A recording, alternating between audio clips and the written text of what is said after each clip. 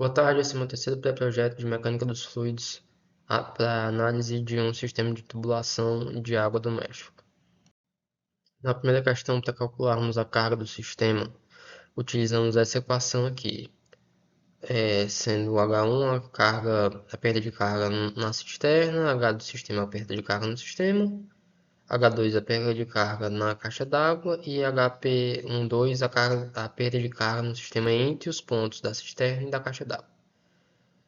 Sabendo que H1 e H2 são medidos através da seguinte equação, onde P é a pressão, ρ é a densidade da água, V ao quadrado é a velocidade, sobre 2G, o G é a gravidade, mais a altura, a diferença de altura. Podemos substituir essa equação nessa equação, chegando nessa equação, onde tem o alfa, que é o fator de correção de energia cinética, e considerando que a pressão e a energia cinética são nulos tanto na entrada quanto na saída, nós podemos simplificar para essa equação aqui, a perda de carga do sistema.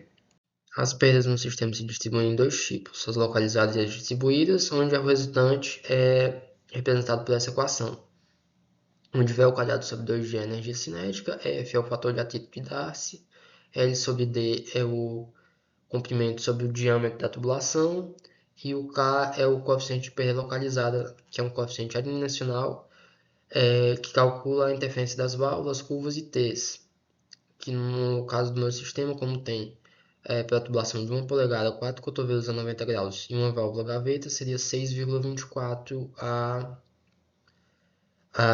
o fator de coeficiente de perda. O H do sistema, seguindo essa equação, e o fator de atrito de Darcy pode ser determinado pela equação implícita de Colebrook. Devido à complexidade, optaremos pela aproximação à formulação proposta por Haaland, que utiliza um cálculo mais direto. Para calcularmos o fator de atrito de Darcy, nós utilizamos inicialmente a definição do número de Reynolds, sendo o número de Reynolds 4 vezes a vazão sobre π, o diâmetro da tubulação, vezes a velocidade, e o fator de atrito de Darcy pode ser encontrado pela forma de Haaland, sendo o F, que é o fator de atrito, 1 sobre menos 1,8 log de 6,9 π vezes o diâmetro vezes a velocidade do fluido sobre 4 vezes a vazão, somado com a rugosidade relativa sobre 3,7 elevado a 1,11 elevado a toda essa equação ao quadrado.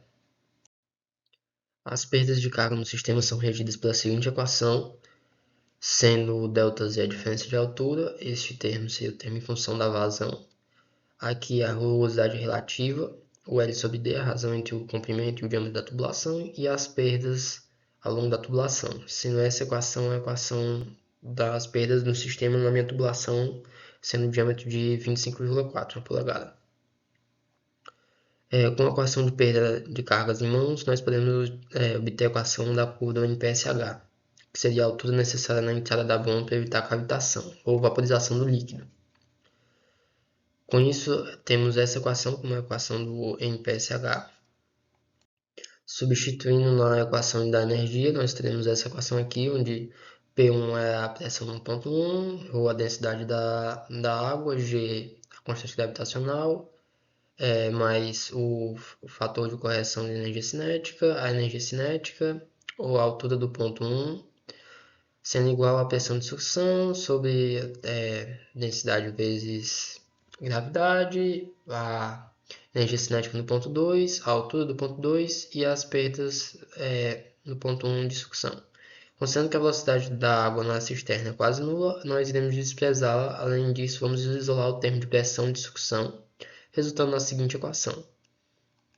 Sendo essa equação já em função do fator de atrito de Darcy, nós podemos chegar nessa outra equação, onde vamos considerar a cidade de Fortaleza no nível do mar, e a pressão 1 sendo 101.325 Pascal, e a variação de altura Z menos Z de sucção sendo menos 2.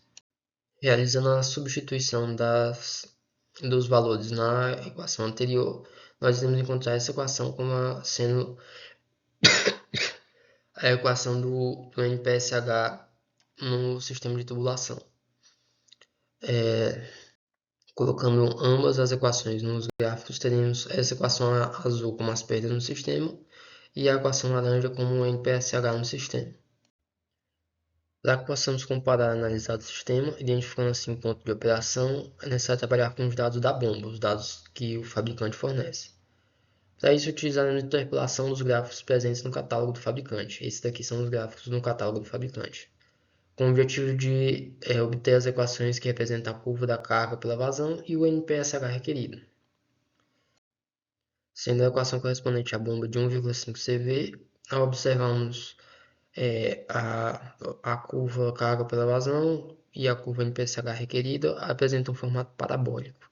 Sendo assim, vamos adotar uma equação quadrática simplificada para representá-las. A equação da carga pela vazão, realizando substituições, nós teremos essa equação aqui como sendo a equação da carga pela vazão em metro cúbico por hora.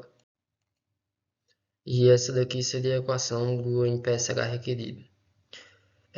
Substituindo essas equações nos gráficos, nós temos que a equação do NPSH requerido e do NPSH do sistema se cruzam depois do H do sistema e do H da bomba. Então, o sistema não vai cavitar.